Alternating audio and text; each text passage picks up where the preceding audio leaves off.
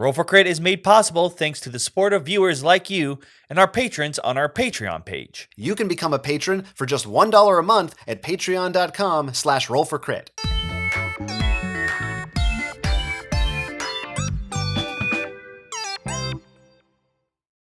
Roll for Crit here with a preview of Autofarmer, a light take that party game in which you are trying to grow the most marijuana without getting too many diseases on your crop while also sabotaging your friends' crops. This game is going to either play out by a few rounds or the first to a certain score. First off, you're going to roll some dice to not only find out how many seeds you get, but how many of them will start as plants. From there, you'll be drawing cards and seeing what shenanigans you get into. On your turn, you draw 3 cards from the top of the deck. If you don't like any or all of them, you do get 1 mulligan each round, and then you get to play any or all of those cards. Any that you don't want to play, you can hang on to, and they'll carry over into future rounds. And some of those cards can only be played in certain rounds. There are 3 rounds throughout the entire game, each with their own card, and you need to be mindful of which round you're in because some cards will be more useful in later ones, or just you can't use them at all. So something you don't use until round 3, you might want to get rid of if you get it in round 1, or you might save it for later. A lot of the cards will have effects that will increase or decrease the value of plants, so it'll make them produce fewer or more grams, or maybe you can add a disease to someone else's garden. Each plant can hold 1 card, and the disease cards will sometimes have an effect, like they'll lower their value, and then at the end of your turn, once you're finished playing cards, if you have any diseases in your garden, they will spread somehow. Sometimes they'll just move around to maybe the heaviest plant, or they might actually just outright destroy the plant that they're currently on, and you're going to have to find cards to get rid of them, such as spray, which will get rid of a disease. You can also steal plants from other players. You can play a mail card onto one of their plants, which will have the value of their entire garden at the end of the game. Sometimes you can even harvest some of your plants early, so that you maybe protect them a little bit. People can't steal them from you. Once you finish the rounds and end the game, you're going to count up the score of your garden and any plants you're able to harvest beforehand. And depending on the game mode you're playing, you may either play some more games equal to the number of players, or until someone hits a score of 500.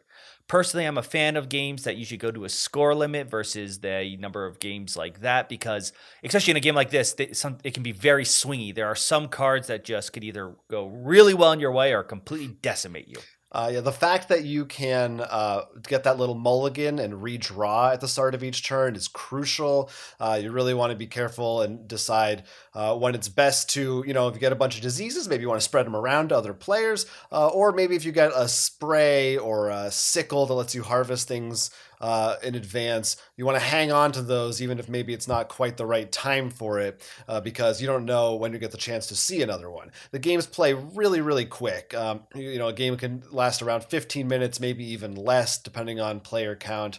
And you can set it right up and go again another round very, very easily. This is definitely a lighter kind of a game with, again, we definitely some take that elements, as we said. To me, it also has the feel in the way that you're getting points over a series of rounds, kind of like a trick-taking game. It's not a trick-taking game, but like one of those more classic-style card games where you're counting up points over a series of rounds, that I think lends itself well to a lighthearted, more casual theme and audience that I think this game is going for. It does feel more like the tricks are already down. It's more about just that final bit of messing with people and either making them remove tricks or trying to add a little bit of value to your own. There are some cards that could make everyone's plants add plus 10 to their value, which means it's probably really good if you have a lot of plants versus other players. Or there's cards that do minus 20. So if you don't have that many plants, it's not going to hurt you as bad as the guy who has a very big garden.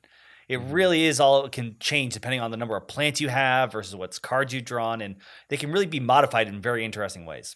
Yeah, and this is, of course, the theme, as you can see, Autofarmer. You're growing the old marijuana, but it's certainly not in the vein of something like, I feel like this looks like something along the lines of a Cards Against Humanity, Cards Against Humanity, or one of those like more outrageous kind of party games. And certainly the content and the theme is more adult oriented, but it's not like there's nothing vulgar in it. There's nothing obscene or outlandish. I think the art is really fun. It's a Czech artist, and to me, it made me think of Ren and Stimpy. I know you said Flapjack looked akin to, and I think it's very appropriate and kind of a cool, fun style. There's some amusing, humorous art on there that is appropriate for the style of game that it is.